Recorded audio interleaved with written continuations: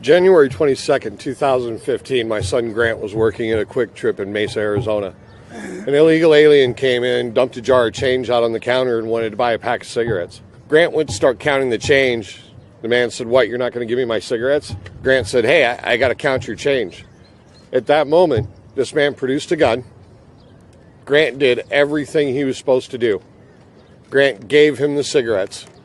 And as soon as Grant did, this illegal alien shot my son in the face, killing him instantly. He then stepped over Grant's body, grabbed a couple more packs of cigarettes, stepped back over Grant, and turned and looked at my son. He wanted to make sure he was dead, because if he wasn't, he was going to shoot him again. These are stories that are happening every single day. As reported by North Carolina Fire, since 2013, there have been over 8,500 sexual assaults against children committed by illegal aliens. 90% of our heroin and fentanyl is coming across our southern border, and 78% of that number is coming across in Arizona, where we're from. 70,000 people a year are overdosing from heroin laced with fentanyl. How many more people need to die? How many more people need to overdose for Pelosi to come to the table and do her job? How many people need to die for Ocasio Cortex to stop her ridiculous rhetoric about concentration camps? Marianne and I have been fighting for a long time. Blood on their hands. Our children are worth it. And Marianne's right. It's blood on their hands. And I'm honored to be with these gentlemen because they're fighting for us and they're fighting for you. You know, I made a promise right after Grant died that I was going to keep fighting for Grant, fighting for the American people. And what the American people don't understand is it's going to happen to them or to somebody they know at this point with so many people coming across our border. If the Democrats want to have so much contempt for our president that they won't come to the table, well, then guess what? I've got contempt for them.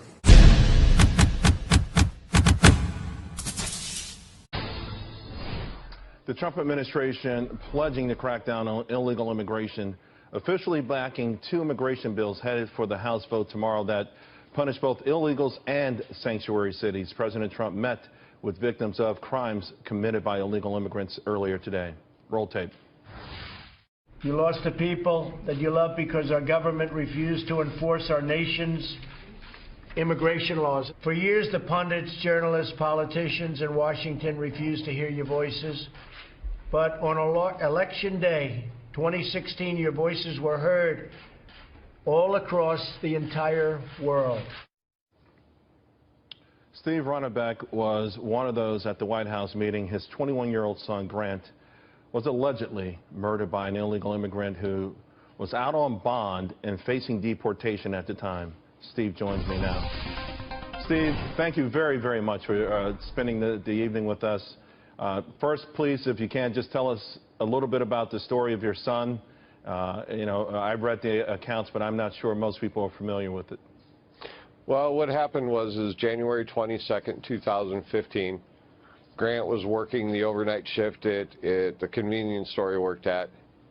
Apolinar Altamirano came into the store to buy cigarettes, dumped a jar of change out on the counter.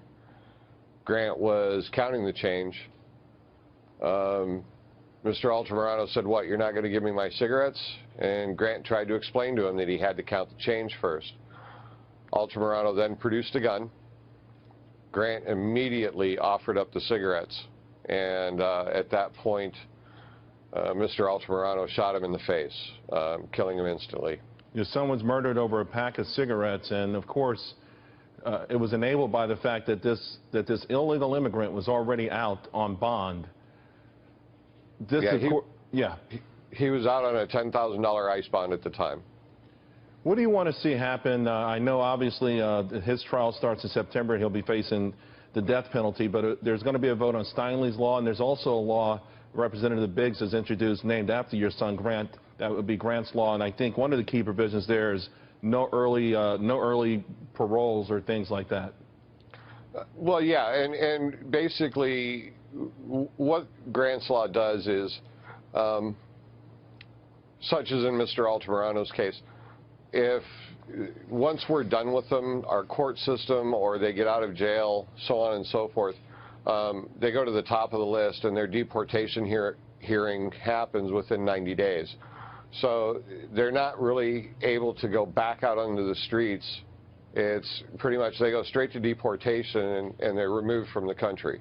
Well, and I will point out to the audience that your son was murdered while this guy was out on day 745. Yes. There was no even sense of urgency to even seek any form of justice, again, with someone who had entered this country illegally. What do you say to those people that try to justify sanctuary cities? Well, you know, I'd like them to think about Grant. I'd like them to search Grant's name, because it's not just Grant. It's over 63,000 American citizens since 9/11 happened have been killed by illegal immigrants. This isn't just a one-time thing. It's not an isolated incident. This is every day. And what I'd like people to realize is this sanctuary cities is just inviting that crime to their neighborhoods, to their streets. They're inviting the chance for this to happen to their children. It's not worth it. Steve, thank you very much for coming on. I just want to say God bless you and your family. I can't think of a worse crime, and you've been extraordinarily brave trying to make sure it doesn't happen to other Americans, and we appreciate that. Thank you, sir, and thanks for having me. We'll see you again.